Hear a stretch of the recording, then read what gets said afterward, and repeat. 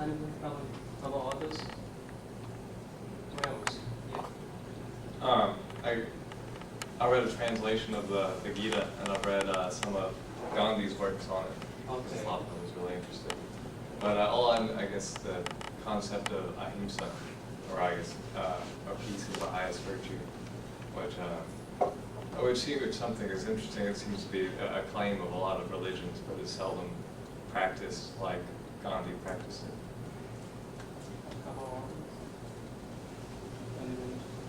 I just know a little that I've read about, because I'm studying Indian culture and heritage. So I just know the things I've learned that Hinduism started in northern Nepal, and some of the things I've learned from this book. And I have friends who practice Hinduism because they're from India, so I know a little bit about them. I have taken religion classes in the past. I'm a transfer student, so it wasn't here, it was at Ball State, but he basically summed up everything that I've learned about, Hinduism technically being polytheistic, although they do just have one God, and the other gods are just are kind of like separations of the one God. So Yeah, actually, before we study about Buddhism, for today we just get over briefly about Hinduism, so that we can know about the background of tradition in India. Okay, let's see. Okay, what is Hinduism? Can you see? Is it clear, right? You don't need to dim the light, right? That's okay, right? right. Is that okay? So, Hinduism is one of the oldest religions of humanities. It's 1,000 years, or more than 5,000 years. So, this is like a basket of religion. The religion of Indian people is covered to Buddhism, Hinduism, Sikhism. We will talk about that again. Many people, they misunderstood about Buddhism. They thought that Buddhism is one branch of Hinduism, but that's not the case. It has some components of Hinduism, but it's not spring from. It doesn't spring directly from Hinduism. So we will learn about that. Okay, and it emphasizes on tolerance and diversity. True in one's past are many deities with a single impersonal ultimate realities. So philosophy and the way of life focus both this world and beyond. Okay, and Hinduism, again, no particular founders. And it started in Indus, real valley civilizations is more than 5,000 years. The Aryans, you know, right? The Aryans, they came to known part of India or Central Asia for 4,000, 3,500 years ago. And the Buddhist tradition starts from that time on. And they emphasize on ritual, many gods. That's what you mentioned, that polytheism. And they have sacred texts, and they have social stratification, that's been caste system. And another text that we call Upanishad, metaphysical philosophy, is between 28 to 2,400 years ago. And so the Vedic tradition developed into Hinduism. And the sacred text, the Shruti, the oldest one, the most authoritative, and this includes 4 Vedas, and into actually for the Brahmins class, actually priest class, they need to learn these 4 Vedas, and Upanishads, plus other texts. That's the first session. The second session is the Smriti, remember, read Indian epics, the Ramayana, or the one that you mentioned, the Mahabharata, plus other. And so they believe what? We live in Brahman, impersonal ultimate realities. This Brahman manifests in many different deities. And according to them, the true essence of life is Atman, or the soul, the permanent soul, that trapped in the matter, and they believe in reincarnation, that relate to karma. And the ultimate goal is to release that Atman and to reunite with the divine, like the karma. So here, how many of you believe in reincarnation? Reincarnation? Yeah, how many of you believe in reincarnation? Okay. So it means Kind of. kind of, I right? think it's After possible. life, right? It's possible or we don't know, right? Okay. Okay. Yeah, we know karma, right? Okay. This is it's universal in the East and in the West.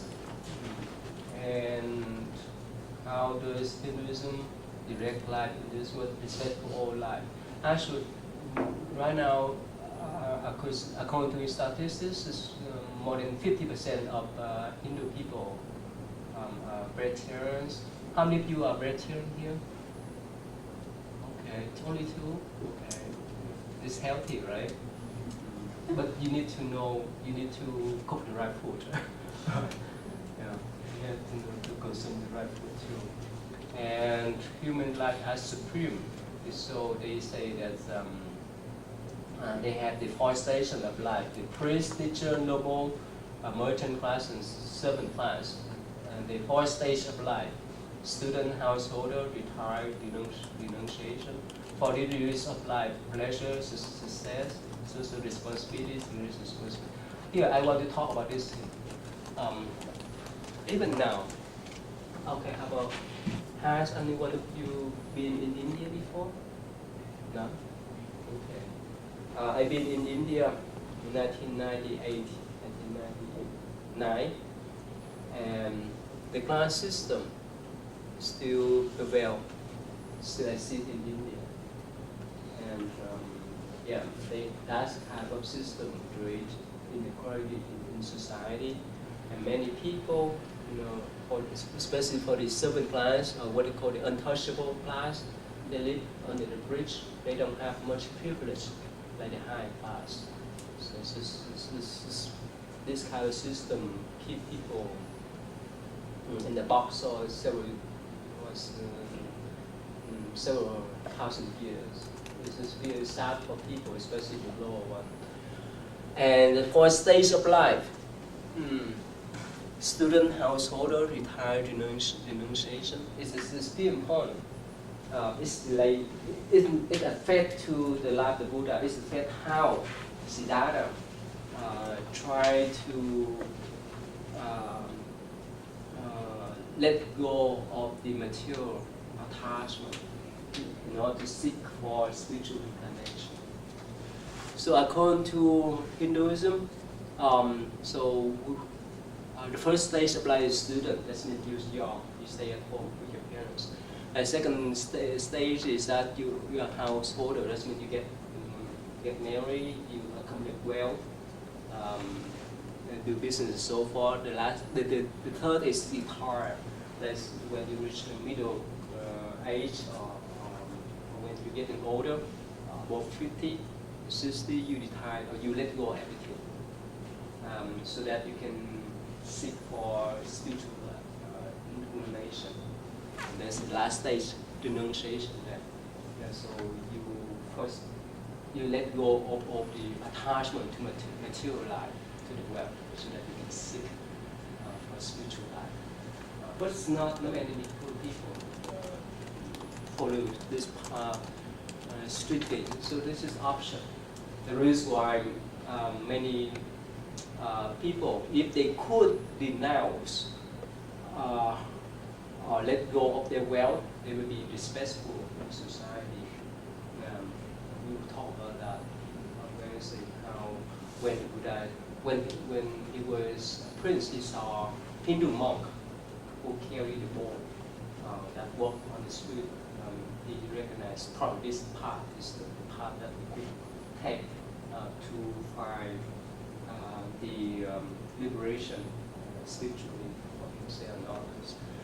And for duties of life, pleasure, success, social responsibility, religious responsibility, so that's common in most of the religions, in most of the society, especially in the East. Okay. Now, the spiritual practice of Hinduism, they say for yogas. So how many of you practice yoga here? Oh wow. Okay. So okay. Most of the time, when we talk about the yogas, we think about physical exercise, right? But in Hinduism, that's different. It's combination of the physical and mental exercise, not physical exercise at all. So they have karma, yoga, the path action to selfless and service. This means helping other people. The jnana, yoga, the path of knowledge to understand the true nature of realities and the self. Raja, yoga, the path of meditation. In yoga, do they teach you how to do meditation too, right? Okay. But that's the basic one, right? Okay. And bhakti yoga, that's in the path of devotion.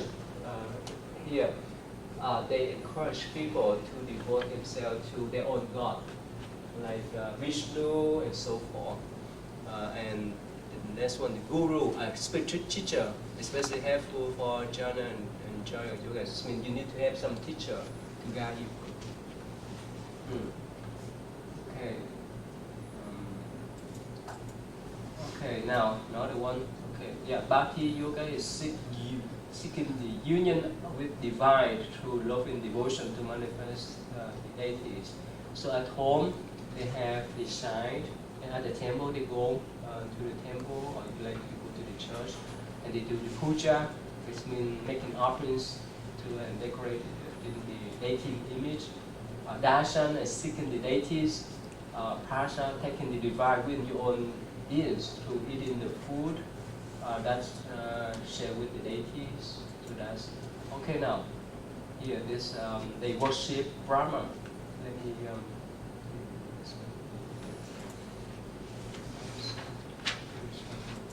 Okay, now, so in Hinduism there's 4 major denominations.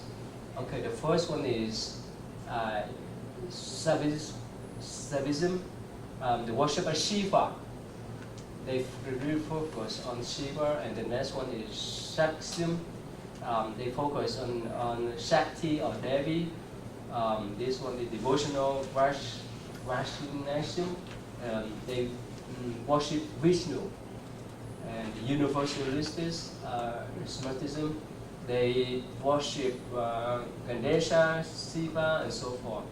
And this is a worship on the personal god or goddess. So this is a list here. Shiva neither male nor female. This is a female goddess. Vishnu has okay, and the gods Ishvar. And here the list of on the nature of Shakti or the sacred horse. So you can read this list. I just want to provide the information for you to understand. Let me go back here. Okay, so again, they worship, let's say, Brahma, the creator god, that we just mentioned recently, and this god has 4 faces. Right? This represents north, east, south, west, to watch over people, and the Vishnu, the reserved god. This god has 10 descendants, including Rama, Krishna, Sita, and so forth. So, any one of you have visited the Hindu temple in Louisville? No? There's one Hindu temple over there. Yeah. Okay, and Shiva, the gods of constructive, the Shiva here, and his wife. And David, the feminist divide, the goddess of wisdom, concept of Brahma. And the Lakshmi, the goddess of fortune, and concept of Vishnu. And this one, Parvati, divine model, the wife of Shiva. And Durga, the protectress, or the Kali, the destroyer of demons, plus 330 millions of other deities. If you visit India, you see that most of the time for Hindu people, they would worship some kind of deities, some kind of god or goddess according to their needs. Yeah, so yeah. So all kind of gods exist in Hinduism, and here all deities are manifest form of the impersonal Brahman. Yeah, so there's too many form of gods. Yeah. Yes. Does excuse me? Does Buddhism have like a book like Christianity has the Bible, Islam has the Quran? Does Buddhism have a book? Yeah. Today we talk briefly about Hinduism. Yeah. Start from Wednesday we talk about that. Not only one, we have thousands. Yeah. We have thousands books. You see, we learn about our Buddhist textbooks in both traditions, in Mahayana and Rama traditions. Yeah. Because somehow Hinduism relates to Buddhism, and plus this is existed before Buddhism. That's the reason why today we talk briefly about these traditions. Okay, and another thing I want to show you is this. Okay, here. Oh, we talk about that. So there are four men in denomination in Hinduism. Like we can show you.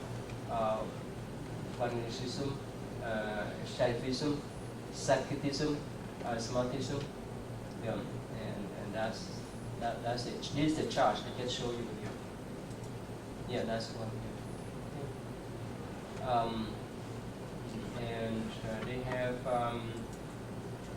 list of historic Indian texts.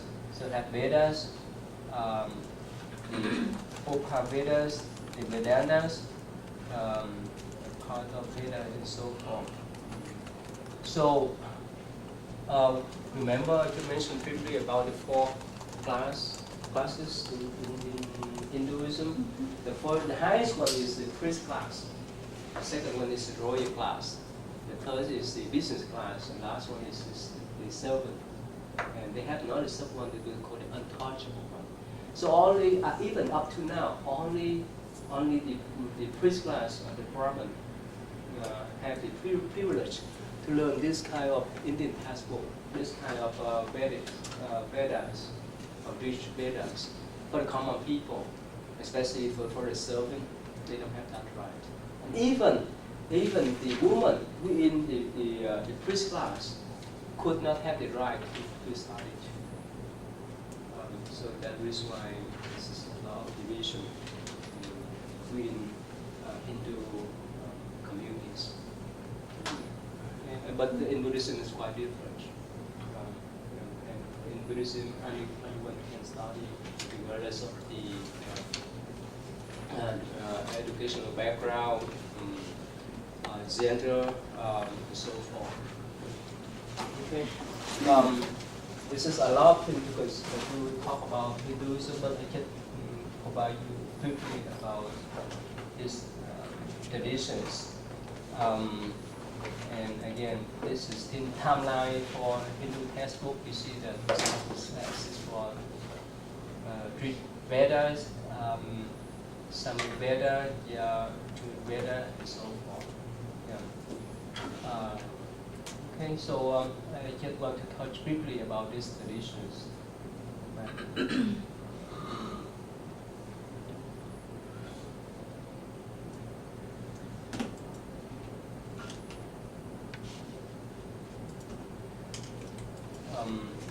Okay, so that's the thing I want to share with you today.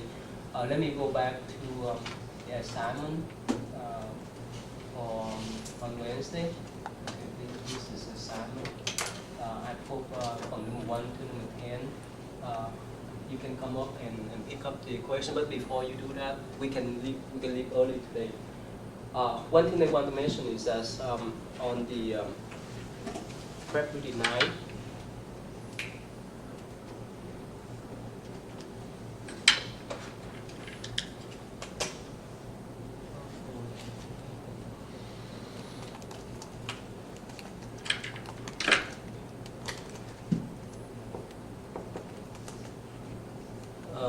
February 9th, this is 12 p.m.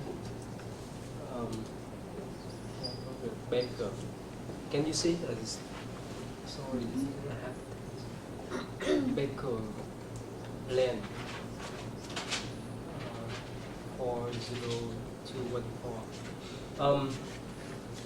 Let me mention one more time. Besides the classroom, this option, this for 3 centers in Louisville, 3 Buddhist centers in Louisville, and another center is in Corden. Who live in Corden? I live by Gordon. Yeah, you live where? Where you live? Tell City. Where? Tell City. Cow City? Tell City. Where's that? It's I guess like the halfway point between Louisville and Evansville Oh. on the river. Yeah, my main paper is in Corden. I mean, wait, my point is that if you visit any Buddhist center, I give you extra credit. You can write, if you write 500 words for the report of that visit, and it will be credit, extra credit. Yes? In Louisville, where would these centers be located? Buddhist centers?